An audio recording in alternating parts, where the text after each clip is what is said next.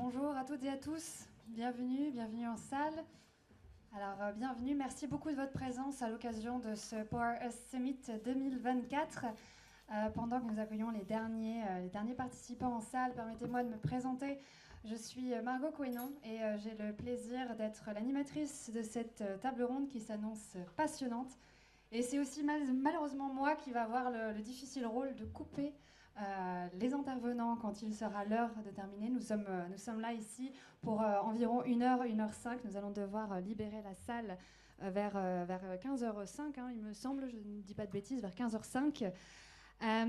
Donc pour préparer cette table ronde, j'avais demandé en amont aux intervenants de se pencher sur la définition de l'architecture bioclimatique, qui est donc la thématique que nous allons aborder aujourd'hui.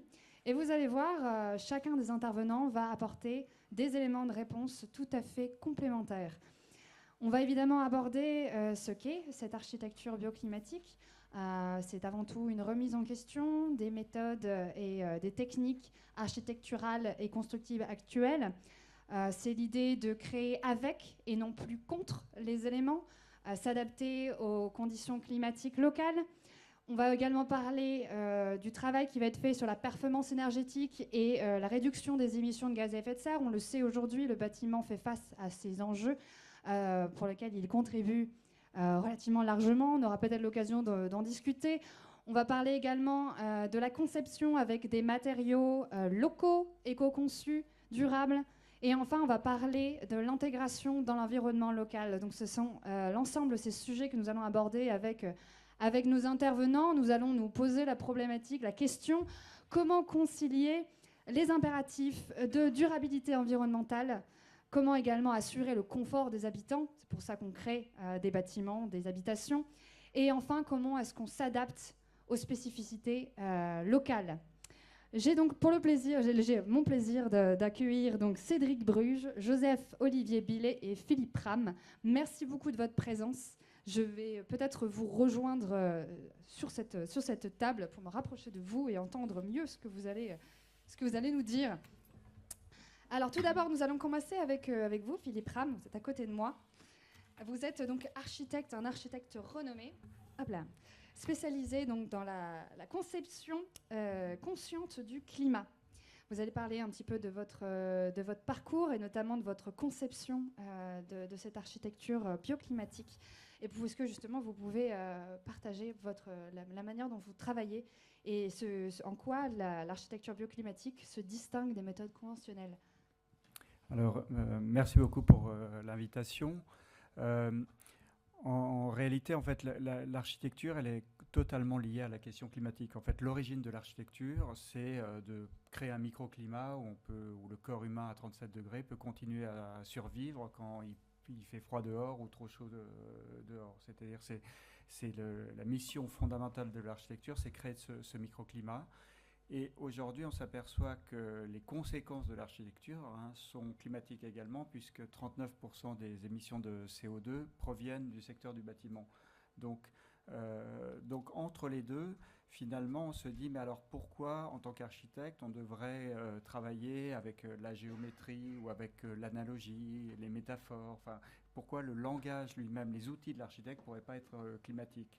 Donc, moi, assez tôt, en fait, j'ai pris le problème climatique sérieusement au niveau de l'architecture en pensant que finalement, nos modes de conception qu'on avait quand j'étais étudiant, quand j'ai étudié au départ, étaient plutôt des modes de conception finalement alimentés ou sous-tendus par les questions, par les énergies fossiles. En fait, on pensait plutôt des questions esthétiques et on ne parlait plus tellement des questions infrastructurelles, des questions matérielles, parce que dessous, il y avait finalement les énergies fossiles qui faisaient le béton armé et l'acier, qui résolvaient les problèmes structurels, si on veut, et puis le chauffage central, l'air conditionné, qui résolvait les problèmes de climat à l'intérieur. Donc finalement, l'architecture s'était détachée de ces problèmes-là et parlait un peu d'autre chose. Et puis, avec le réchauffement climatique, finalement, tout ça revient de manière importante. Et mon idée a été de prendre ces questions climatiques en disant, essayons de composer non plus vraiment avec la symétrie ou avec l'alignement, mais avec la convection thermique ou la conduction thermique ou l'évaporation ou l'émissivité thermique ou des choses comme ça. Et donc, dans mon travail, j'essaye de partir de ces phénomènes climatiques et de les utiliser dans la conception des bâtiments. Alors, par exemple, si on prend la question de l'isolation thermique, qui est un sujet qu'on connaît bien, du fait qu'on doit isoler les bâtiments aujourd'hui, alors on peut se dire, bon, c'est purement technique, on va continuer à penser l'architecture comme avant et on isole finalement. Mais à un moment donné, on peut se dire, mais est-ce que ces couches d'isolation, alors si je donne l'exemple du vitrage, du simple vitrage, double vitrage, triple vitrage, est-ce que finalement on ne pourrait pas se dire que on pourrait habiter à l'intérieur du double vitrage? On pourrait habiter, il y aurait un espace qui se créerait à l'intérieur du vitrage. Ou est-ce qu'on pourrait ouvrir l'isolation thermique et habiter à l'intérieur de l'isolation thermique, ou commencer à travailler l'isolation thermique comme un élément de composition architecturale, de design. Donc, de la même manière, la convection thermique, c'est quand on chauffe un espace en hiver, tout l'air chaud monte sous le plafond et en fait on a froid aux pieds parce que c'est la loi d'Archimède, c'est la convection thermique qui fait que le plafond il fait 30 degrés et on a toujours froid aux pieds. Alors est-ce qu'on ne pourrait pas travailler la forme du bâtiment pour récupérer cette chaleur qui est en haut et dessiner la coupe du bâtiment finalement pour que des espaces où on est plutôt déshabillé par exemple soient plus hauts par rapport à des espaces où on est habillé qui soient plus bas? Ou alors un corps, on pourrait parler de la ventilation et se dire est-ce qu'on pourrait travailler sur le flux d'air du bâtiment, de la ventilation, et se dire finalement on crée des rivières d'air et on pourrait avec les formes du bâtiment accélérer l'air et faire qu'à certains endroits, si on a une activité physique plus forte par exemple, on se met là, on rétrécit, enfin on vient accélérer l'air et on décélère à certains endroits et donc la forme du bâtiment va être un peu comme une rivière de l'air. Donc mon point de vue était de se dire prenons toutes ces nouvelles questions énergétiques, climatiques, techniques du bâtiment, pas seulement comme une nécessité, une nouvelle contrainte ou une nouvelle réglementation, mais comme le début, comme la force qui va créer le design architectural. Et je pense que c'est ça qui est intéressant pour les architectes, c'est tout d'un coup une révolution de la manière de penser l'architecture, de la même manière que le béton armé ou le charbon a révolutionné l'architecture à la fin du 19e. C'est un peu ce même type de révolution qui aboutit à une esthétique, à une beauté, à des usages, à des fonctions qui sont différentes de celles qu'on avait avant. Et est-ce que vous pouvez parler aussi de vos différents projets que vous avez menés un peu partout dans le monde? D'ailleurs, il me semble, vous êtes à Milan, il y avait d'autres lieux aussi. Est-ce que vous pouvez en parler? Oui, alors on travaille avec mon bureau, on travaille à différentes échelles, à l'échelle de l'urbanisme, à l'échelle des bâtiments ou même de l'architecture d'intérieur. Et donc au niveau urbain, en fait, on a fait un projet à Taïwan, c'était un nouveau quartier sur l'ancien aéroport de Taichung. Le quartier faisait 256 hectares et on a travaillé sur le parc de 70 hectares qui est au cœur de ce nouveau quartier qui s'urbanise aujourd'hui. Et l'idée était de dessiner le plan en fonction des vents. C'est-à-dire on se dit, à Taïwan il fait chaud, c'est chaud et humide, donc on va on va travailler sur la température de l'air, elle est un peu partout pareille, la luminosité est un peu partout pareille, mais il y a la convection, le vent qui souffle, un peu comme quand on souffle, il y a un vent du nord qui descend, et on a regardé comment ce vent allait rentrer dans ce nouveau quartier, et on a dessiné finalement le plan masse, le plan d'urbanisme en fonction de ce vent pour cartographier des espaces où il y aurait plus de vent, donc ça serait plus confortable, et d'autres qui sont moins confortables. Et puis on a renforcé ça en plantant des arbres à des endroits où il y a déjà du vent, donc on vient doubler l'effet de rafraîchissement par convection, par un effet de rafraîchissement par radiation en créant de l'ombre. Et finalement, toute la forme urbaine s'est composée par rapport à ça. Ou alors, aujourd'hui, on travaille sur un projet de bâtiment de bureau dans lequel on prend la question de la ventilation, de la production d'énergie, pas seulement comme un sujet technique, mais on intègre ça aussi dans un projet presque social en disant que finalement on va créer deux sources de chaleur, une sorte de serre et une grotte, en fait, qui deviennent comme deux refuges climatiques, un peu comme un endroit qui travaille dans la géothermie, qui descend dans les sous-sols, puisqu'en en France, la température moyenne des sous-sols est de 13 degrés toute l'année, donc on vient descendre, mais pas seulement avec les sondes géothermiques ou avec les pompes à chaleur, mais aussi avec l'espace. Et puis en haut, on a une serre qui surchauffe en hiver, qui est plus chaude en haut. Et donc finalement, le bâtiment s'organise sur cette grotte et cette serre, et où converge, dans lequel circule l'air de ventilation, le nouvel air. Donc on utilise on essaye de combiner les questions techniques, les questions de chauffage, ventilation purement techniques, avec des questions de spatialité, et finalement on enlève les gaines de ventilation, puisque c'est tout le bâtiment, puisqu'on a l'air neuf qui vient par géothermie, par des puits canadiens, qui vient par cette grotte et qui remonte à l'intérieur. Et puis en été, on peut ouvrir en toiture la serre, et donc l'air chaud s'évacue en toiture, comme c'était le cas dans les maisons, comme dans les dômes du Panthéon à Rome, ou dans des stratégies comme ça anciennes, où on utilisait cet effet de cheminée thermique pour ventiler. Donc voilà, donc ça c'est deux projets sur lesquels on est à l'échelle urbaine. Et puis on travaille aujourd'hui là pour la ville d'Aix-en-Provence, sur un projet très intéressant de nouveaux quartiers, dans lequel aussi on travaille à la fois sur des questions climatiques, d'adaptation climatique de ce quartier qui n'existe pas encore, mais de redéfinition des matériaux, par rapport aussi à l'inertie thermique. En fait, le premier projet proposait des murs en pierre à l'extérieur, mais on montre en fait que la pierre va plutôt accumuler de la chaleur la journée. Donc il faut plutôt penser des matériaux à basse émissivité pour ça. Et on travaille donc tout sur l'arrangement formel de ça. Et en même temps, on travaille aussi sur les sources d'énergie, en proposant par exemple il y a toute la gestion des eaux de pluie. Et aujourd'hui, l'eau de pluie est simplement infiltrée dans le sol. Il y a des bassins de rétention infiltrés, évaporés.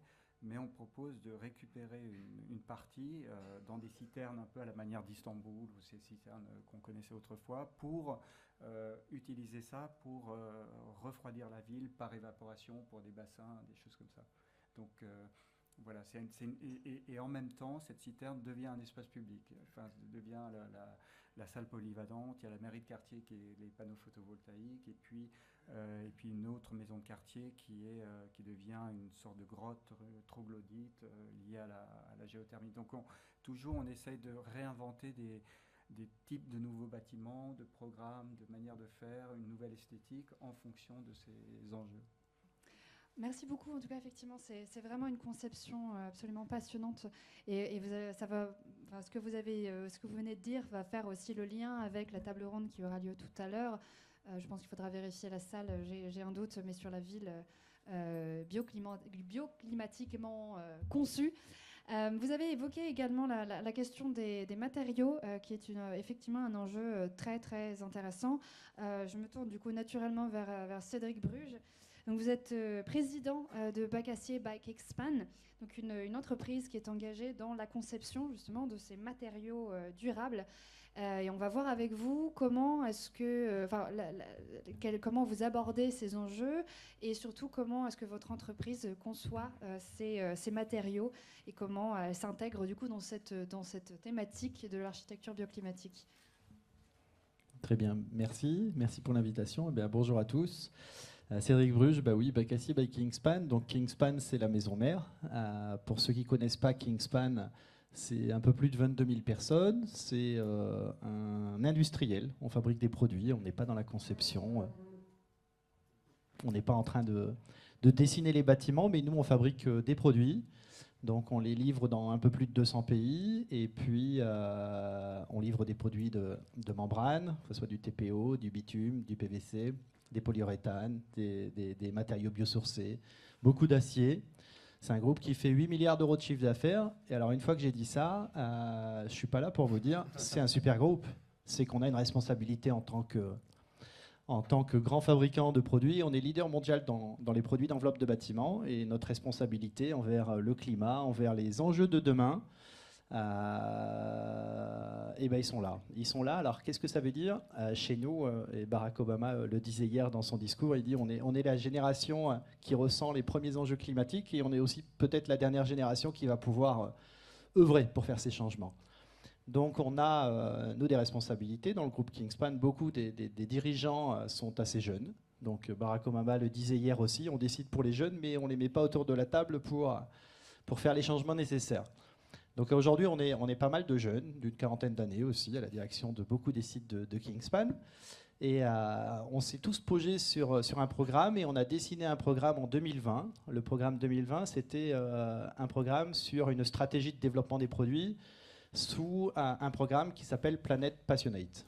Donc Planet Passionate, c'est un programme assez complet sur lequel on s'était basé sur 3 recherches. La première, on a conscience des changements climatiques. La deuxième, c'est on a conscience qu'il faut travailler sur la circularité, voire sur le réemploi, et pas que sur le recyclage, qui est consommateur à nouveau d'énergie. Et puis, il fallait absolument protéger les ressources naturelles. Donc, on a créé ce programme, Planet Passionate, et dans Planet Passionate, on a 4 piliers. On a 4 piliers. Sur les 4 piliers, il y a le carbone, il y a la circularité, il y a l'énergie, et puis il y a l'eau. Alors à partir de ces 4 piliers, qu'est-ce qu'on a fait en tant qu'industriel ? Sur le carbone notamment. Alors, je prends au titre dans le groupe Kingspan du groupe Bacacier. Bacacier, c'est un peu plus de 600 personnes. Sur les 600 personnes, il y a à peu près 150 véhicules qui roulent tous les jours sur la route.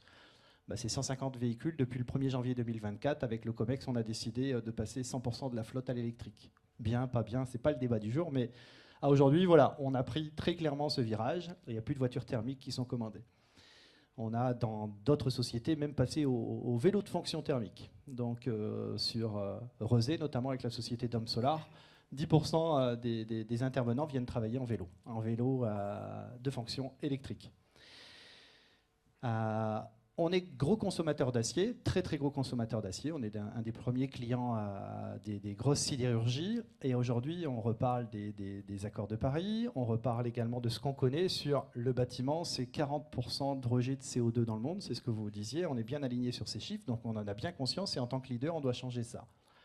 Donc sur le carbone, on est allé voir nos principaux fournisseurs. Je ne vais pas les citer, mais vous les connaissez tous, les gros fabricants d'acier, en leur demandant de réduire leur empreinte carbone de 50% avant 2030. Donc ils sont très clairement en train de prendre le virage. C'est dur, c'est des gros investissements. On passe de hauts fourneaux à base de charbon à aujourd'hui des aciers recyclés à base d'hydrogène. Donc c'est des milliards d'euros d'investissement qui sont faits un peu partout sur les hauts fourneaux.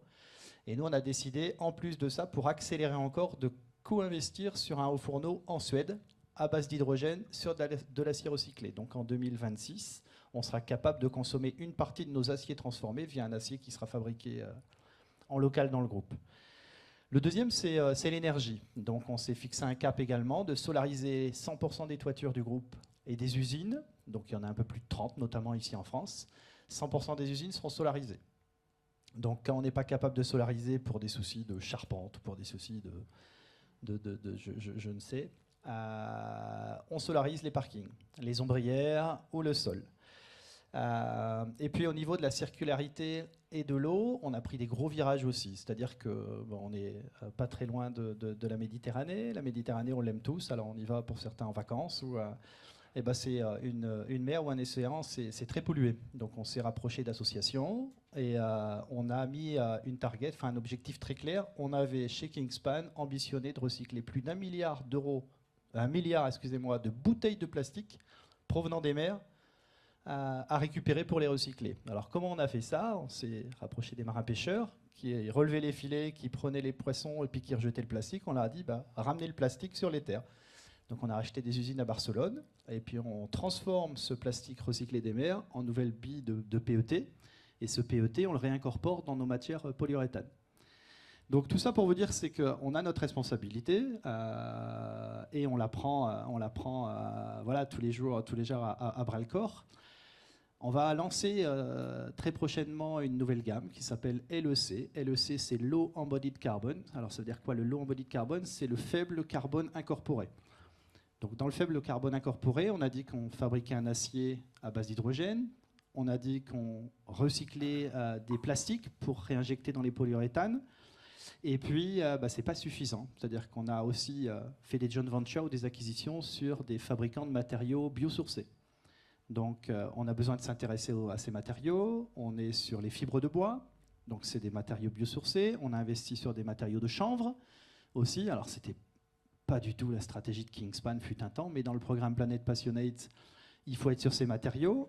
Et donc, une fois qu'on a tous ces matériaux, qu'on apprend de ces matériaux différents, il y a une question qui se pose, c'est quel est le bon matériau de demain? Alors, je la pose la question et on répond souvent à cette question. Il n'y a pas aujourd'hui le bon matériau qui répond à toutes les demandes de demain. On prend un exemple de rénovation. On a tous des datas sur les nouveaux bâtiments qui vont être construits. Demain, on sait qu'on est, en plus de ça, dans des périodes un petit peu plus compliquées.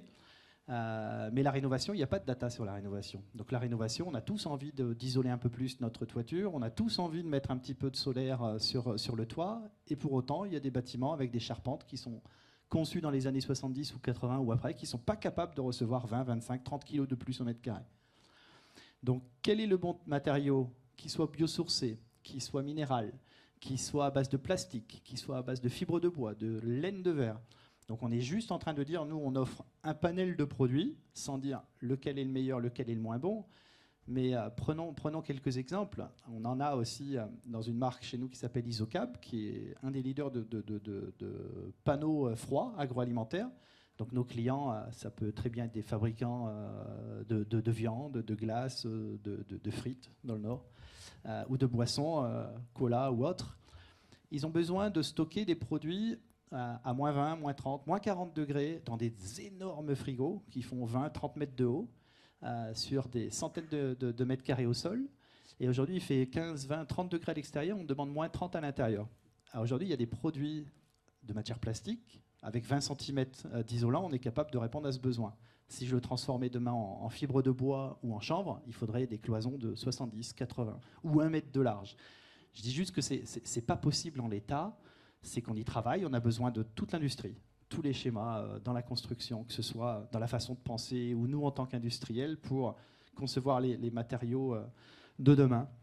Donc voilà qui est Kingspan, quels sont les travaux qu'on fait chez nous sur les matériaux de demain. Je n'ai pas la réponse à le bon matériau qui répondra à toutes les demandes. En tout cas, oui, merci beaucoup de rappeler les différents enjeux et les solutions qui restent encore à trouver. En tout cas, on peut quand même vous féliciter pour le travail que vous menez au sein de votre entreprise, l'engagement qu'elle vous menez. Vous l'avez dit tout à l'heure, vous êtes une jeune entreprise composée de jeunes. Ce qui me permet d'ailleurs de faire la transition avec Joseph Olivier Billet, parce que vous êtes aussi un jeune entrepreneur, vous êtes un peu l'exemple justement de ce que peuvent faire les jeunes dans leur action. Donc vous, Joseph Olivier, vous êtes CEO de Jabi Real Estate et le fondateur de l'Ancrage Lodge. Vous êtes ivoirien, un jeune entrepreneur ivoirien, vous êtes engagé en faveur justement de cette transition énergétique et écologique, puisque vous êtes aussi engagé sur la thématique de l'agriculture. Et vous avez créé cet Ancrage Lodge dont vous allez nous parler, un écolodge entièrement conçu dans une optique écologique. Donc ma question, c'est donc, est-ce que vous pouvez nous parler de la manière dont vous avez conçu cet écolodge, les choix architecturaux que vous avez faits et aussi le travail que vous avez mené pour son intégration dans l'environnement? Alors bonjour à tous, je suis très content d'être avec vous aujourd'hui. Donc j'ai fait 6000 km pour être avec vous aujourd'hui. Donc je viens de Côte d'Ivoire et c'est avec un grand plaisir que je suis avec vous aujourd'hui. Alors je pense que Margot m'a mis dans la position du jeune du panel, donc j'accepte cette posture. Obama l'a dit hier pendant sa conférence, il y a cette nouvelle génération de jeunes qui se demandent si elle peut avoir un impact sur notre environnement et si impact, est-ce qu'il sera majeur. Moi, il y a 10 ans, je me suis rendu compte en fait qu'on n'était pas seul sur cette planète, qu'on était des locataires et que chacune des actions qu'on pose a un impact. Peu importe le poids qu'il a, il est important. Et j'ai décidé de me lancer dans l'entrepreneuriat et de par mes entreprises, essayer d'avoir un impact donc, sur cette planète dans laquelle je suis locataire. Alors, Serial Entrepreneur, chacune des entreprises aujourd'hui a un impact sur l'environnement. La dernière en date s'appelle Jabi Real Estate, qui est une entreprise en fait, qui a pour ambition de créer une chaîne hôtelière avec 3 challenges. Essayer de célébrer la vie, le luxe africain et la nature, donc en harmonie avec la nature. Quand je vous parle de vie, je parle du principe que c'est bien, on va parler là de bâtiment bioclimatique, mais le bâtiment, en fait, il évolue dans un environnement. avec des gens, avec la nature, avec plein de choses. Il s'intègre dans un environnement qu'il vit, qui est vivant. Et c'est important qu'on en parle.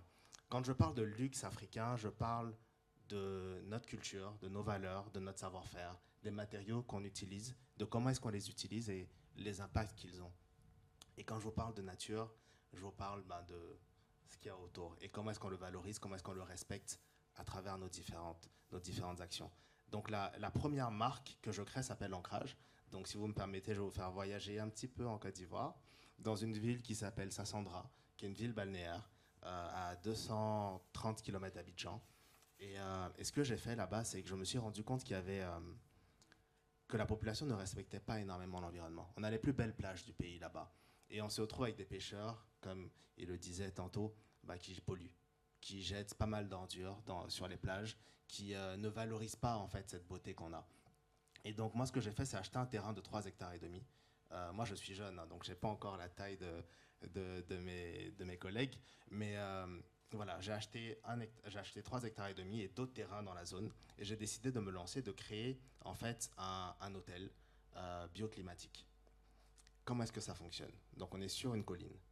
J'ai souhaité nicher des suites en fait qui offrent une vue panoramique sur la baie et qui permet donc à chaque personne qui passe le week-end ou qui passe la nuit sur l'Ancrage de pouvoir se réveiller en fait avec une vue sur la nature, parce qu'on veut pouvoir célébrer la vie là-bas. Et c'était important pour nous de respecter la topographie du site, parce qu'elle n'est pas simple. Donc on a inséré les bâtiments dans cette topographie. On a fait en sorte de choisir des couleurs qui ne viennent pas perturber les animaux, qui ne viennent pas perturber la migration. On a fait en sorte de partir sur du pisé, donc c'est de la terre du site. Donc on a vraiment pris la terre du site pour faire les murs, qui offre du coup un bâtiment bioclimatique. L'intérieur est naturellement frais. Quand il fait trop chaud, ça se régule automatiquement. Et c'est un savoir-faire qui est utilisé également en Côte d'Ivoire dans les cases. Donc ils utilisent pour faire des cases des villages. Et c'est pas forcément vu comme du luxe. Et nous, on a voulu montrer en fait que c'était un savoir-faire qui pouvait être présenté comme du luxe. Donc nous l'avons utilisé et nous avons mis pas mal de vitres pour donner la possibilité donc à nos clients de pouvoir profiter de cet espace. On a une politique zéro plastique. Donc les plages ont été nettoyées. On a sensibilisé l'ensemble de la population environnante sur l'impact que le plastique pouvait avoir sur nos plages, que ce soit au niveau des pêcheurs, au niveau des villageois. Les villageois de la zone avaient déforesté un petit peu au profit de l'agriculture de subsistance. Donc on a planté des centaines et des centaines d'arbres sur le site en leur expliquant pourquoi est-ce qu'on plantait. Et donc au final, on se retrouve avec des gens qui ne détruisent plus l'environnement, qui ne polluent plus les plages et qui ont participé à la construction en fait, de cette écologe. Donc il y a 100 personnes qui ont bossé sur mon site. Et cette centaine de personnes-là, initialement, si vous leur parliez du climat, vous aurez dit mais qu'est-ce que moi j'en ai à faire du climat alors que j'ai faim, alors que j'ai besoin de manger, alors que j'ai besoin de me nourrir. Et ces personnes-là, du coup, on les a intégrées.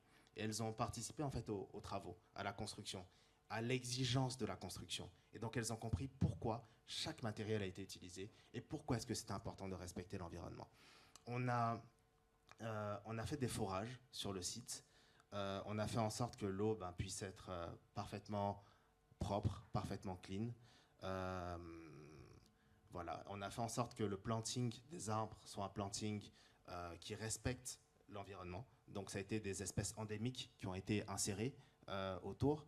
On a fait en sorte qu'il y ait une politique zéro plastique, comme je disais. On a fait en sorte qu'il y ait de moins en moins de papier. On a fait en sorte que chaque matériau utilisé soit des matériaux qui proviennent des alentours. Et depuis quelques mois, on observe de nouveaux oiseaux arriver. On observe de nouveaux animaux arriver. Donc la biodiversité se recrée en fait sur le site de l'Ancrage. Et aujourd'hui, ce qu'on veut pouvoir faire, c'est offrir à la Côte d'Ivoire en fait une nouvelle manière de faire du tourisme. Un tourisme un peu plus responsable, un peu plus qui diffère du tourisme classique, soit du business, soit du divertissement, mais un tourisme un peu plus éco-responsable, un tourisme qui valorise notre savoir-faire, qui valorise la beauté de l'environnement et qui arrive quand même à offrir un peu de luxe, parce que c'est important quand même le bien-être, que les personnes qui viennent soient bien, soient heureuses, soient à l'aise et puissent profiter de la beauté de Mère Nature. Donc c'est ce qu'on essaie de faire à travers l'ancrage. C'est assez ambitieux parce que je suis seul sur le projet avec ma compagne, on est tous les deux dessus. On ne s'est pas fait aider. Et l'idée, c'était vraiment de montrer qu'avec de la volonté, c'était possible en fait de faire un pas. J'ai pas la prétention de dire qu'on a fait les choses parfaitement, mais on a décidé de passer à l'action, de faire quelque chose, de faire un pas vers ce qui semblait pour nous être quelque chose de responsable. On va dire ça comme ça. Voilà, merci. Et donc rendez-vous dans 3 mois, il me semble, pour l'ouverture, c'est ça? Dans 3 mois. J'ai envie de vous dire que je vous invite tous à l'ancrage. Je ne sais pas si je prendrai ce risque, mais vous savez qu'avant même le lancement, on se retrouve avec aujourd'hui plus de 4700 personnes sur la liste d'attente quand même. Des gens qui viennent de Côte d'Ivoire, qui viennent du Costa Rica, qui veulent venir de France, des États-Unis. On a eu un article sur Forbes France, un article sur Le Point. On a eu pas mal de médiatisation autour de ça. Et ça montre quand même que, oui, on peut faire du vert, on peut faire du bioclimatique, on peut faire du luxe africain et faire de l'argent. Comme quoi, tout est compatible, effectivement. En tout cas, bravo vraiment pour ce projet très très ambitieux, effectivement. Ce sera avec plaisir qu'on viendra en Côte d'Ivoire séjourner au sein de votre bel hôtel, le Beau Lodge. Ce qui est vraiment très intéressant dans votre conception et notamment dans ce que vous venez de dire, on l'a évoqué tout à l'heure dans l'introduction, qu'est-ce que l'architecture bioclimatique? On a parlé de l'intégration dans l'environnement. Alors l'environnement, on parle aussi dans les minéraux, la biodiversité. Là, vous avez aussi évoqué la communauté locale, les êtres humains de cet environnement.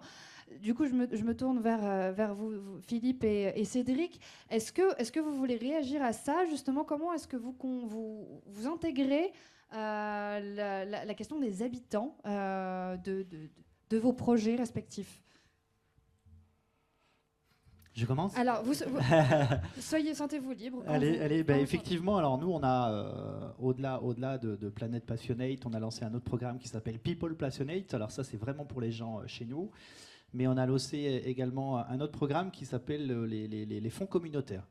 Donc chez Kingspan, on a lancé une enveloppe de fonds communautaires qui est dédiée à chaque entité du groupe par an, sur lequel, en membre du COMEX, on reçoit des appels de fonds de différentes populations ou associations en local chez nous. Ils doivent juste respecter ou rentrer dans 4 critères. Soit ça concerne la santé, la jeunesse, la formation ou l'environnement. À partir du moment où un de ces critères est coché, on va valider une enveloppe de fonds qu'on va donner à des associations ou à la population. Alors, j'en cite quelques-uns que j'avais notés, mais on a lancé des programmes de Clean-up Day, on a nettoyé.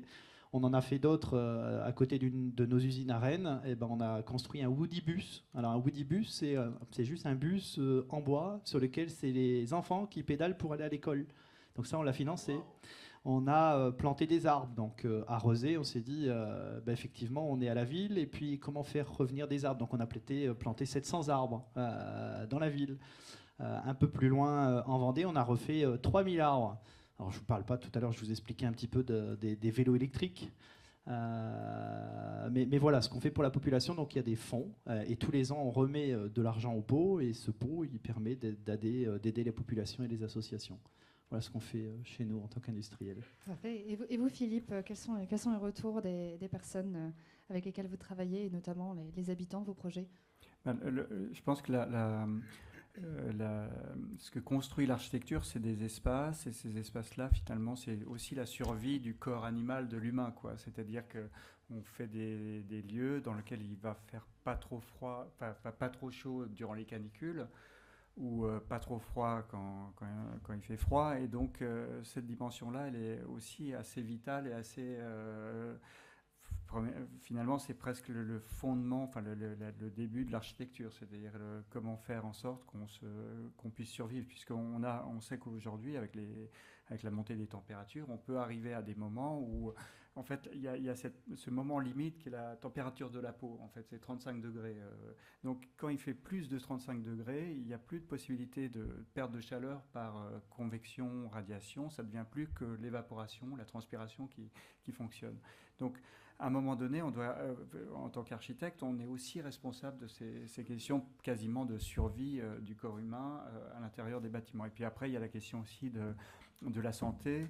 avec l'emploi de matériaux qui font en sorte qu'il n'y ait plus de pollution intérieure, qu'il y a cette gestion-là. Donc moi, j'ai un peu cette idée de l'architecture comme infrastructure, presque voilà, infrastructure matérielle des choses. Et puis après, au niveau social, il faut aussi voir que l'être humain, il n'est pas détaché des conditions matérielles. C'est-à-dire que l'idée de beauté, même même les valeurs morales sont aussi liées à ces conditions matérielles. Et par exemple, c'est intéressant de voir que les modes de vie se transforment à travers l'histoire, à travers la quantité d'énergie qu'on peut avoir ou pas.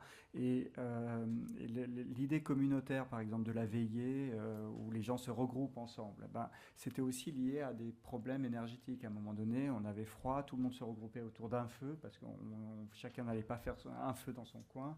Et donc, des formes de vie, de société, d'organisation sociale sont aussi liées à la manière dont le climat et l'énergie peuvent participer à ça. Donc moi j'essaye de relier à ça. Je ne pense pas qu'il y a l'être humain qui a un mode de vie indépendant et puis les choses derrière. Non, je pense qu'en réalité les modes de vie se transforment aussi par rapport à ça et que les modifications climatiques vont aussi transformer les valeurs morales, les valeurs sociales et politiques en fait de l'être humain.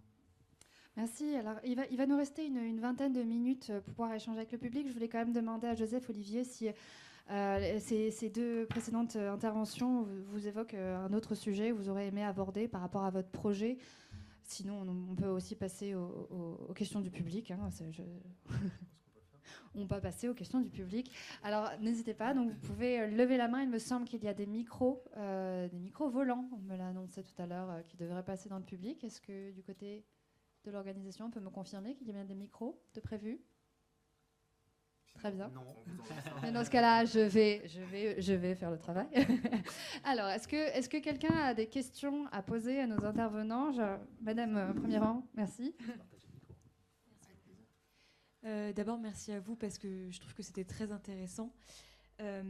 Pour revenir sur du coup votre projet en Côte d'Ivoire, je le trouve vraiment formidable et je trouve que ça mérite plus de reconnaissance parce que c'est un très beau projet. Et ma question à moi, ça aurait été de savoir à partir de quoi, du coup, en fait, vous avez construit toutes vos écologes, en fait, au niveau justement respect de la biodiversité, tout ça, parce que pour avoir fait toute une réflexion sur les couleurs, mais aussi sur comment est-ce qu'on fait pour pas déranger l'eau locale, pour justement réutiliser des matériaux, ça a dû quand même demander beaucoup de travail en fait en amont. Donc, sur quoi vous êtes appuyé, vers qui est-ce que vous êtes allé, et tant mieux si ça fonctionne, c'est super, mais ça pourrait être intéressant d'en savoir plus, je trouve. Merci beaucoup pour la question. Alors, ça a demandé beaucoup de travail. Les premières actions ont été posées en 2023. Donc, pour dire que ce n'est pas un projet sur lequel j'ai travaillé pendant 10 ans, c'est vraiment récent. Je me suis bien entouré, en fait. Je pense que c'est vraiment la ressource humaine est la clé. On ne peut rien faire seul. Donc, je me suis entouré des meilleurs dans leur domaine. Donc, j'ai pris un cabinet d'architecture qui, je pense, est voire l'un des meilleurs sur la place. Et j'ai pris vraiment une équipe super, vraiment autour de moi, parce que seul, j'aurais pas réussi. Et on a eu j'ai posé en fait mes contraintes. J'avais une idée très claire de ce que je voulais. Je suis arrivé chez l'architecte avec, je sais qu'ils aiment pas trop ça en général, mais avec presque des croquis, avec des inspirations, vraiment avec une orientation assez claire de ce que je voulais. Le choix du site également a été fait dans cette optique. Et donc voilà, donc il m'a accompagné dans ce projet et il est en train de relever au quotidien l'ensemble des défis qu'on rencontre. Il y en a beaucoup. Il y en a beaucoup. Pas plus tard que hier, j'étais en train de régler pas mal de petits soucis là-bas. Mais c'est génial, c'est vraiment une superbe expérience humaine, environnementale. Et je me retrouve à redécouvrir la nature, redécouvrir l'interaction avec elle. Et même à redécouvrir mon pays, parce qu'il y a plein de techniques en fait que j'ignorais, et je me rends compte également qu'on peut aller très très loin quand on réalise qu'on n'est pas seul et quand on réalise en fait qu'on évolue dans un environnement. Parce que le simple fait de se rapprocher du village à côté et de regarder ce qu'ils faisaient, de s'inspirer de leurs pratiques, de faire ce travail de recherche, de regarder un peu dans quelles conditions est-ce qu'ils vivent, ce qu'ils mangent, ce qu'ils cultivent, se transforme vraiment en quelque chose d'intéressant. Et pour revenir sur la question de tout à l'heure, ce qu'on a essayé de faire également, c'est de développer des activités autour de l'écologe, de sorte à ce qu'on puisse permettre à ceux qui viennent nous rendre visite de découvrir aussi ça. Donc de voir comment est-ce que, je ne sais pas si vous connaissez la tiéké, c'est un peu comme la semoule, c'est fait à partir de manioc qui est planté en fait sur le site. Donc le passage du manioc à la tiéké, comment c'est transformé, comment est-ce que ces femmes le font, comment est-ce qu'elles vivent de ça. Donc tout ce processus-là en fait peut être vu et ouais, c'est super intéressant. Voilà. Donc je ne sais pas si j'ai répondu à ta question. Si, merci. Okay. En tout cas, merci beaucoup de votre question. Alors, je regarde les intervenants. Si vous souhaitez intervenir à ce qui vient d'être dit, n'hésitez pas. Oui, peut-être effectivement le principe de chercher les modes de construction ou de climatisation d'avant les énergies fossiles, c'est quelque chose qui est très important aujourd'hui. C'est vrai que nous j'ai fait ce travail, j'ai fait un livre qui s'appelle Histoire naturelle de l'architecture, qui est une relecture en fait de l'architecture à travers ces questions énergétiques, climatiques. Et c'est vrai que finalement, c'est intéressant de voir aussi comment on se chauffait, comment on se refroidissait avant l'air conditionné, avant le chauffage central. Et c'est tout un savoir-faire qui a été un peu oublié au XXe siècle et que l'ensemble des architectes engagés aujourd'hui essayent de retrouver, de faire remonter pour justement diminuer la consommation d'énergie. Et donc l'idée de chercher les matériaux locaux, comment on construisait, comment on ventilait, quels étaient les modes de construire d'avant les énergies fossiles. En fait, c'est quelque chose qui vient. Et puis, il y a aussi un point qui est important, c'est qu'il y a un glissement. Hein. On dit que le réchauffement climatique, c'est comme si le climat du sud monte vers le nord de 1 mètre par heure. En fait, il y a une remontée d'1 mètre par heure du climat. C'est-à-dire que le climat en Île-de-France sera celui de l'Afrique du Nord aujourd'hui.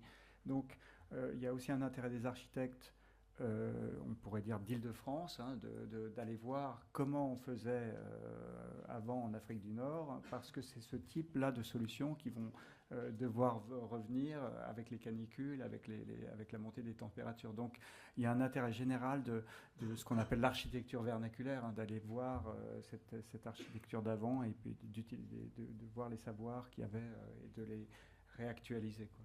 D'accord, donc on aura un futur ancrage à Lille, si je comprends bien, on va pouvoir s'inspirer, c'est merveilleux. Est-ce que vous... Alors j'avais vu une autre question là-bas, j'arrive vers vous. N'hésitez pas, s'il vous plaît, si vous voulez vous présenter aussi. Bonjour Gilles. Une remarque, déjà j'aime beaucoup le fait que vous ayez cité la vie dans votre projet, parce que souvent je trouve qu'on a des approches assez en silo, production énergétique, production agricole, comment l'une ne doit pas empiéter sur l'autre et vice-versa. Et je trouve qu'on manque souvent d'une approche vraiment très intégrée, au-delà des intérêts purement anthropocentriques. Donc, bravo. Une question pour l'architecture. Au niveau du stockage de chaleur, je me posais la question, est-ce qu'il serait possible de stocker la chaleur quand on a trop de chaleur en été par des pompes à chaleur inversées dans le sol ou dans des réservoirs de sable, ou comme ça pouvait être possible?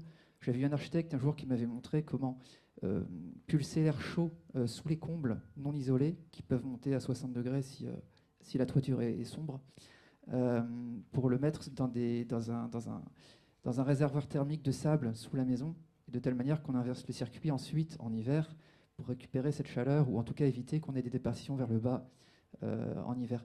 Est-ce qu'à grande échelle, on ne pourrait pas stocker le froid en hiver ou stocker le chaud en été pour inverser un déphasage sur 6 mois, à grosse échelle, je dirais, à l'échelle. Voilà, ça c'était une question. Et puis pour Kingspan, une question simple. On a un problème de dumping, a priori, sur les panneaux solaires, et qui empêche l'émergence notamment d'une filière de production européenne, notamment. Et je voulais savoir si vous aviez des mesures au niveau politique, au niveau européen, pour mettre en avant les démarches que vous faites et faire en sorte que vous ne vous fassiez pas, entre guillemets, dumper par d'autres fournisseurs qui risquent de séduire les consommateurs finaux si les autres fournisseurs sont moins chers, même s'ils sont beaucoup moins vertueux. Alors, concernant votre question, en fait, finalement, ça touche ce qu'on appelle l'inertie thermique, c'est-à-dire que l'inertie thermique, c'est par exemple de stocker la froideur de la nuit dans les matériaux et puis finalement la rétrocéder durant la journée quand il fait trop chaud, ou alors capter les rayons du soleil dans la dalle durant la journée et les rétrocéder durant la soirée, quoi. Et puis ça peut être journalier, en fait ce déphasage il peut être journalier, il peut être saisonnier. Alors en réalité, quand on creuse la Terre à moins 5 mètres ou moins 15 mètres, finalement, c'est ce qui se passe, c'est-à-dire qu'on a un déphasage, on a la chaleur, enfin le sol chauffe durant l'été, et puis cette chaleur vient dans les sous-sols, et puis durant l'hiver, en fait, ça se refroidit et ça donne une température à peu près constante. En fait, si on prend les températures de l'endroit où on habite mensuelles, on divise par 12, on a la température des sous-sols. Donc finalement, le captage de la chaleur de l'été, il se fait dans les sous-sols naturellement, en fait, parce que dans les sous-sols, en hiver, il fait 15 degrés alors qu'il fait 0 degré dehors. Donc on a capté d'une certaine manière cette chaleur de l'été. Puis inversement, durant l'été, on a capté la froideur de l'hiver. Donc c'est tout le système de la géothermie, hein, enfin, ou des puits canadiens. On peut faire circuler de l'eau dans les sous-sols ou circuler de l'air dans les sous-sols, et puis on vient rafraîchir. Et puis c'est les principes de maisons troglodytes. J'ai visité il y a un mois les maisons au sud de la Tunisie, hein, qu'on voit dans La Guerre des Étoiles, dans Star Wars, on voit ces maisons troglodytes. En fait, c'est vraiment étonnant parce que là, il faisait froid dehors et on arrive, on a l'impression qu'il y a un radiateur, il faisait 20 degrés dans la pièce alors qu'il faisait 10 degrés dehors, quoi. Donc c'est ça. Après, si on cherche là, on est plutôt dans une moyenne de température. Si on veut monter plus haut en température, il y a des expériences qui ont été faites. Alors, je pense qu'elles n'ont pas été totalement concluantes, ou en tout cas, elles sont un peu chères ou peut-être un peu compliquées à gérer. C'est en Suisse, il y a un bâtiment sur lequel il y avait des panneaux solaires, donc qui produisaient de l'eau chaude durant l'été, qui chauffaient une énorme masse d'eau, isolé avec 3 ou 4 mètres de laine tout autour, et on faisait monter cette eau pendant tout l'été et on l'utilisait l'hiver pour le chauffage. Mais je dirais que ça ne s'est pas généralisé, cette solution, donc ça indique que c'était peut-être un peu compliqué à gérer, ou un peu cher à ça. Mais en tout cas, le principe fonctionne, enfin, il existe. Théoriquement, on peut dire. Après, il y a des questions pratiques qui font que c'est peut-être dans l'urgence, à un moment donné, ça deviendra intéressant. Oui, on avait aussi la question pour Cédric concernant Bécassier. Ah bah oui, mais je peux me permettre également d'ajouter, parce que nous, on a un exemple clair également sur votre première question. Donc chez Kingspan, on a investi, alors c'est bien, sur des produits, sur des acquisitions de produits qui font sens. Pour le bien-être à l'intérieur des bâtiments. Donc de plus en plus on fait des acquisitions sur des sociétés qui font du verre, de la verrière, des tubes où on va chercher la lumière et puis qui descendent 3 étages pour amener de la lumière naturelle.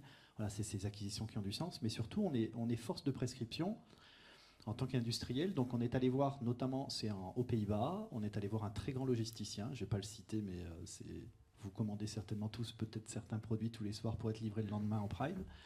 Mais on est allé les voir, et puis on leur a dit écoutez, aujourd'hui vous faites des plateformes logistiques, vous avez 80 000 mètres carrés, on construit une dalle, vous montez un bâtiment de 12 mètres de haut et on stocke les palettes.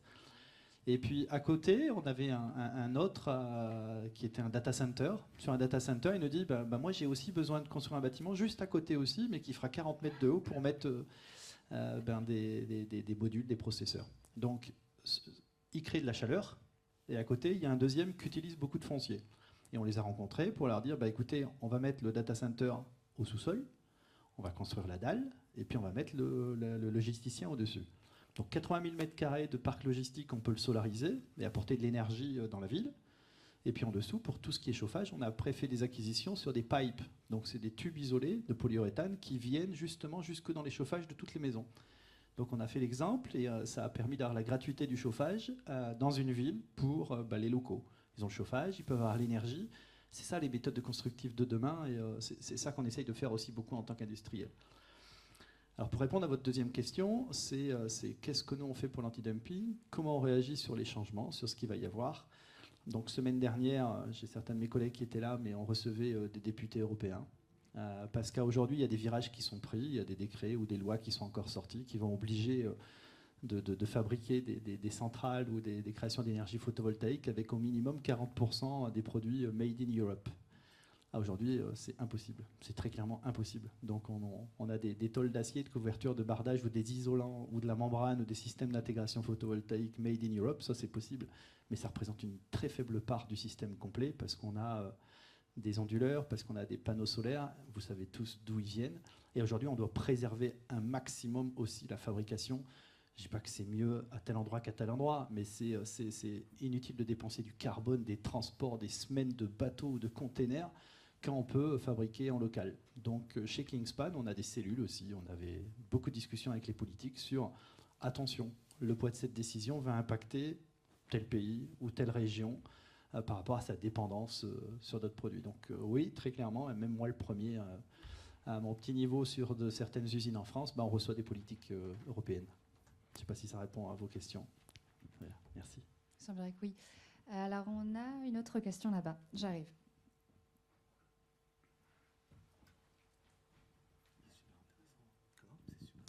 Merci.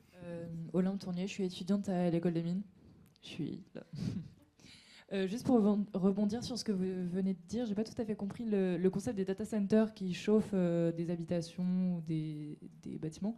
Vous faites quoi en été pour climatiser? Parce que ces data centers, du coup, là, ils vont produire de la chaleur qui va chauffer directement ce qui est au-dessus. C'est pas un peu contre-productif? Alors, je ne suis pas énergéticien, mais à aujourd'hui, ils avaient estimé dans la totalité de l'étude du projet qu'il valait mieux capter la chaleur. De toute façon, été comme hiver, on jette la chaleur. Donc, autant la consommer en hiver. Celle de l'été, je ne suis pas allé jusqu'au bout du projet. Alors, il est créé maintenant, il est sorti de terre et puis il fonctionne. Hein. Ce n'est pas juste une idée, un plan qui est sorti de nos têtes. Hein. Mais comment ils consomment la chaleur l'été et ce qu'ils en font, je ne sais pas, mais voilà, on a besoin des jeunes, voilà ce que disait hier Obama également, qui pensent à ça pour nous demain. On est capable de mettre des pompes à chaleur qui transforment l'air en eau, et puis de l'eau chaude, on la transforme et on sait la faire parcourir des mètres, des kilomètres. Aujourd'hui, je ne peux pas répondre à votre question. Je ne sais pas ce qu'ils ont fait pour l'été. Mais en tout cas, voilà, été comme hiver, avant, dans les data centers d'avant, c'était juste... jeté dans la nature, hein. Perdu. Oui. Et reconsommer à nouveau. Alors, est-ce que les panneaux solaires, aujourd'hui, on pourrait s'imaginer remettre des clims pour refroidir les data centers? Tout ça en circle, très certainement. Je ne suis pas allé jusqu'au bout de ce projet. Et il n'est pas en France, donc voilà. Voilà, vous parlez des jeunes, alors je vous invite à venir à la table ronde et éduquer les jeunes à la transition énergétique. C'est moi qui vais animer, ce sera demain. Je profite, je fais ma pub. Tout d'abord, merci pour cette discussion enrichissante. Alors ma première question, c'est quelle place prend l'aspect bioclimatique dans la nouvelle réglementation environnementale RE 2020 ? Et ma deuxième question, c'est par rapport à la proposition en fait, de nouveaux matériaux de construction, comme vous l'avez cité, en fait, des matériaux biosourcés ou des matériaux à base de chanvre. Alors, comment on valide ces matériaux? Quelle est la procédure en fait, suivie? Est-ce que c'est un protocole expérimental basé sur une caractérisation classique à l'échelle du matériau? Ou bien vous allez en fait, au-delà de ça et vous testez ces matériaux à l'échelle réelle du bâtiment? Merci. Alors, merci pour la question.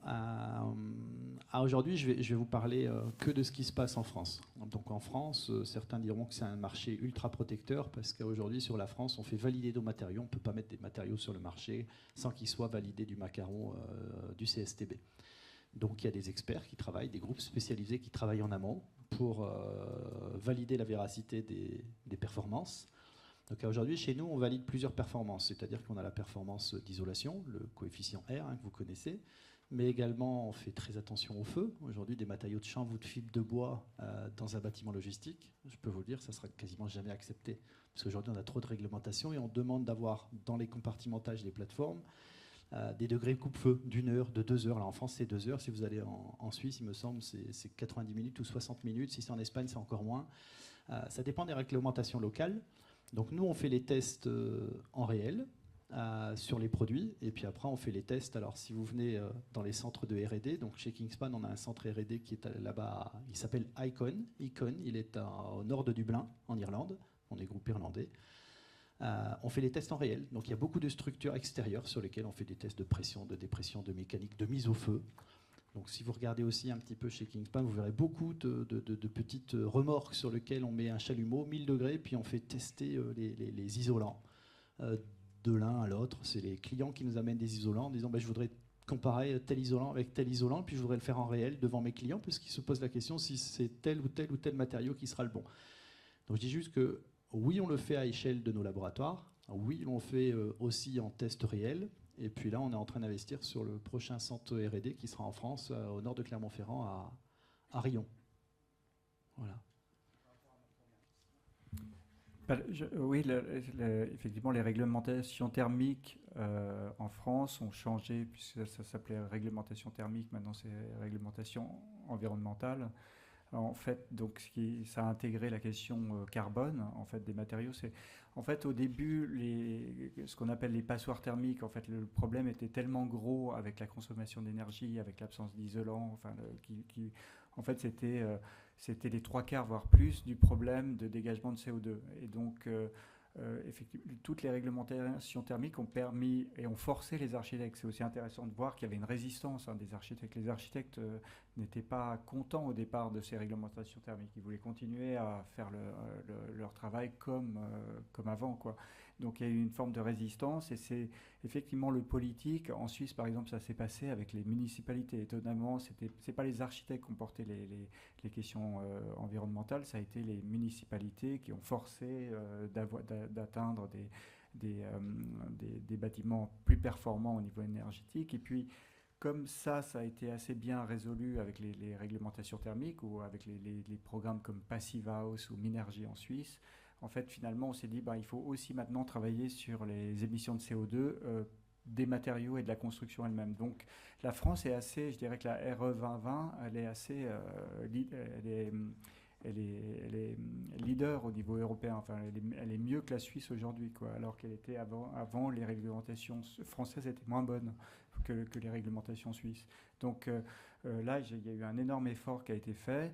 Et donc pour moi, c'est totalement dans la bonne direction. Après, c'est justement, en tant qu'architecte, c'est comment on s'empare de ça pour créer de la beauté, du luxe. Justement, c'est toute cette idée-là de travailler dans ce monde-là et de réorganiser le design architectural par rapport à ces nouvelles contraintes. Je vais peut-être ajouter également, parce que j'y pensais, mais sur le territoire français, on travaillait en tant que syndicat avant, c'est-à-dire que les fabricants d'acier travaillaient tous entre fabricants d'acier, puis les bétonneux entre bétonneux et d'autres matériaux. Et on avait décidé, pour prouver le bienfait de nos matériaux, de créer ce qu'on appelle les FDES, les fiches de données environnementales. Aujourd'hui, de plus en plus d'industriels, on connaît si vous voulez, les virages qui sont à prendre, prennent ou investissent sur leur propre FDES, non plus collective, mais individuelle. Donc, vous trouverez de plus en plus de nos fiches de données environnementales pour pouvoir se différencier un petit peu du reste du marché. Donc, c'est ça qui se passe un peu chez les industriels aussi. Et en tout cas, oui, Philippe, vous avez évoqué un sujet très important. Malheureusement, on n'aura pas le temps d'aborder ce sujet.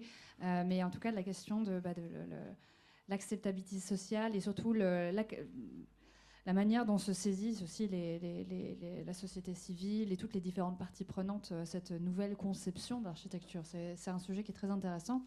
Je pense qu'il nous reste 5 toutes petites minutes. On peut éventuellement prendre une dernière question dans le public. Évidemment, ce sera tout au bout de la salle pour me faciliter la tâche. Monsieur, j'arrive. Alors, est-ce que vous pouvez faire passer le micro, s'il vous plaît, messieurs, dames ? Merci bien. C'est plutôt une remarque par rapport du coup à l'ancrage Lodge en Côte d'Ivoire. Et je trouve que c'est très respectable de faire, de proposer une démarche de consommation qui soit plus vertueuse et qui soit en relation avec les populations locales, les traditions et la nature qui s'y trouve. Mais il ne faut pas oublier que c'est une démarche de consommation quand même. Et du coup, en cherchant à médiatiser aussi ce centre en France, et du coup, dans notre continent, on implique également un transport qui est essentiellement en avion aujourd'hui. Et du coup, ça implique également de faire venir des gens du coup d'un autre continent pour passer une semaine ou deux ailleurs, ce qui est certes très enrichissant parce que ça permet de changer d'air. Mais je me demandais à quel point ce serait possible et intéressant du coup d'intégrer le transport peut-être dans cette démarche et peut-être de proposer par exemple un package qui contient 2 semaines de transport en bateau pour au moins peut-être faire soit l'aller soit le retour, mais sans dépenser de carbone en voyageant, quoi. Juste avec les mers et en prenant les modes de transport aussi vertueux que possible.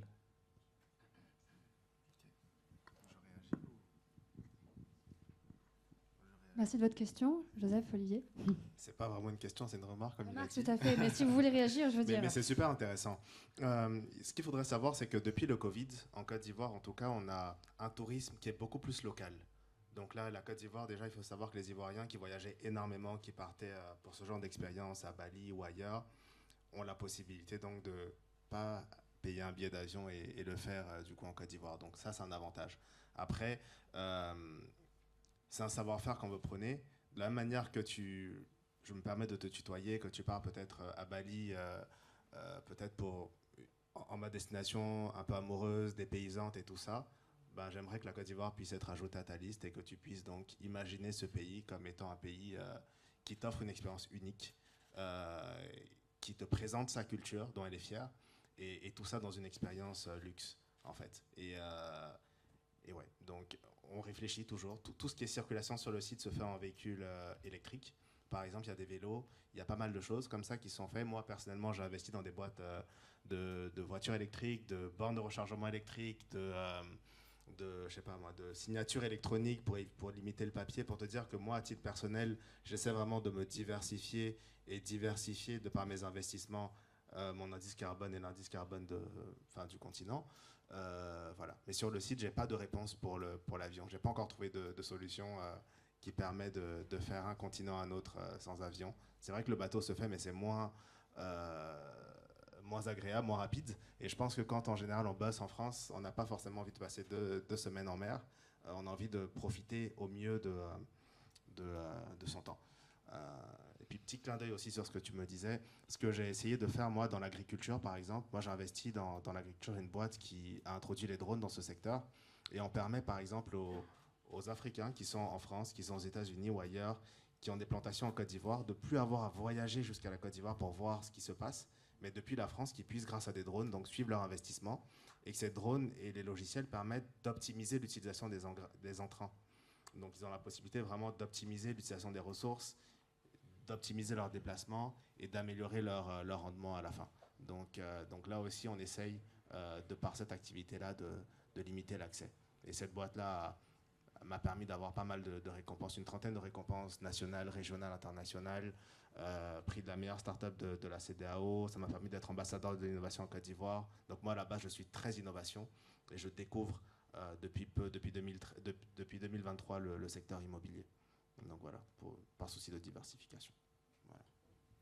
Eh bien, écoutez, merci beaucoup, messieurs, pour vos présentations, pour le partage de vos projets, de vos solutions.